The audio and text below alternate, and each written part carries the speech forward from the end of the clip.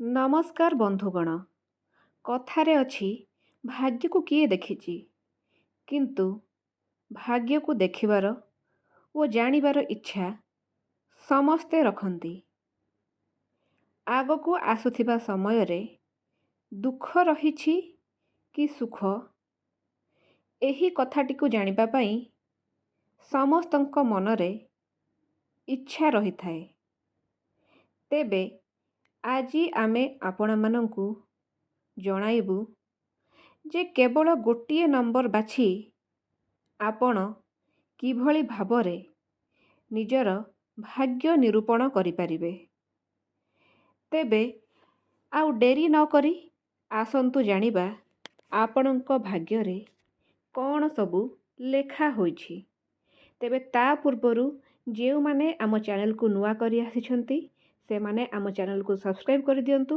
ଭିଡ଼ିଓଟି ଭଲ ଲାଗିଲେ ଭିଡ଼ିଓଟିକୁ ଲାଇକ୍ ଏବଂ ସେୟାର କରନ୍ତୁ ଏବଂ କମେଣ୍ଟରେ ଜୟ ମା ଲକ୍ଷ୍ମୀ ବୋଲି ନିହାତି ଲେଖନ୍ତୁ।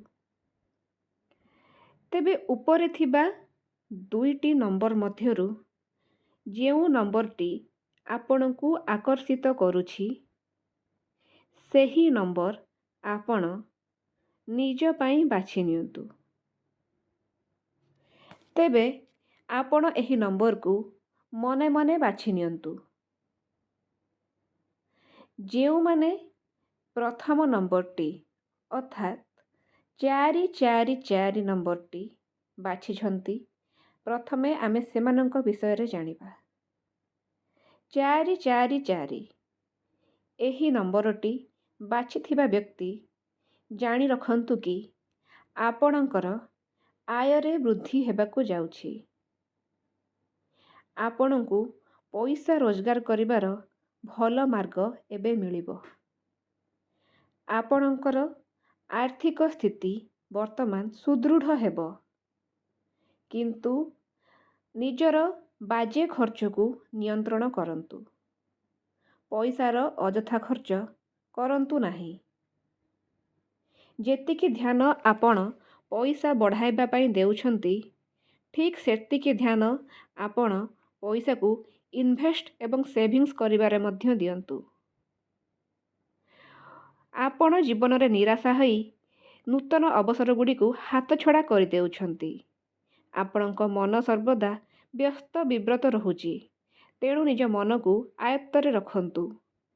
ଆପଣ ସବୁବେଳେ ନିଜକୁ ଅନ୍ୟ ସହ ତୁଳନା କରି କଷ୍ଟ ପାଉଛନ୍ତି ବା ବିଫଳ ହେଉଛନ୍ତି, ତେଣୁ ନିଜକୁ କେବେ କାହା ସହ ତୁଳନା କରନ୍ତୁ ନାହିଁ ଏବଂ ସବୁ କାମକୁ ଆପଣ ଗୁପ୍ତ ରଖିବା ପାଇଁ ଚେଷ୍ଟା କରନ୍ତୁ। ଆପଣ କରିବାକୁ ଯାଉଥିବା କାମ କେବେ କାହା ଆଗରେ ପ୍ରକାଶ କରନ୍ତୁ ନାହିଁ। ଏହାଦ୍ୱାରା ଆପଣଙ୍କୁ ନଜର ଲାଗିପାରେ। କାମଟି କରିସାରିବା ପରେ ଆପଣ ଅନ୍ୟମାନଙ୍କ ଆଗରେ ପ୍ରକାଶ କରନ୍ତୁ।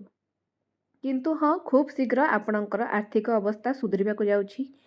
ଆପଣଙ୍କ ପାଖକୁ ଧନ ଆସିବାକୁ ଯାଉଛି। ବର୍ତ୍ତମାନ ଜାଣିବା ଆମେ ଦ୍ୱିତୀୟ ନମ୍ବର ବିଷୟରେ, ଅର୍ଥାତ୍ 777 ବିଷୟରେ। ଦ୍ୱିତୀୟ ନମ୍ବର ଅର୍ଥାତ୍ 777 ନମ୍ବରକୁ ଯେଉଁମାନେ ବାଛିଛନ୍ତି, ଏହି ନମ୍ବରଟିକୁ ବାଛିଥିବା ବ୍ୟକ୍ତି ଜାଣି ରଖନ୍ତୁ କି ଆପଣଙ୍କର ବହୁତ ହିଁ ଭଲ ଏବଂ ଉଜ୍ଜ୍ୱଳ ଭବିଷ୍ୟତ ଅଟେ। ତେଣୁ ଚିନ୍ତା କରନ୍ତୁ ନାହିଁ। ଆପଣ ଚାହୁଁଥିବା ସମସ୍ତ କାର୍ଯ୍ୟ ପାଇଁ ଆପଣଙ୍କୁ ସୁଯୋଗ ପ୍ରାପ୍ତି ହେବ। ଆପଣଙ୍କର ସମସ୍ତ ଇଚ୍ଛା ପୂରା ହେବ। ଯେଉଁ ସବୁ କାର୍ଯ୍ୟ ପାଇଁ ଆପଣ ବହୁତ ଦିନ ହେବ ପରିଶ୍ରମ କରୁଛନ୍ତି, ତାହାର ଫଳ ପାଇବେ। ନିଜ ଭିତରେ ପରିବର୍ତ୍ତନ ଆଣିବା ପାଇଁ ଚେଷ୍ଟା କରୁଛନ୍ତି, କିନ୍ତୁ ତାହା ହୋଇପାରୁନାହିଁ। ଜୀବନ ଆପଣଙ୍କୁ ସଠିକ୍ ଦିଗକୁ ନେଇଯାଉଛି।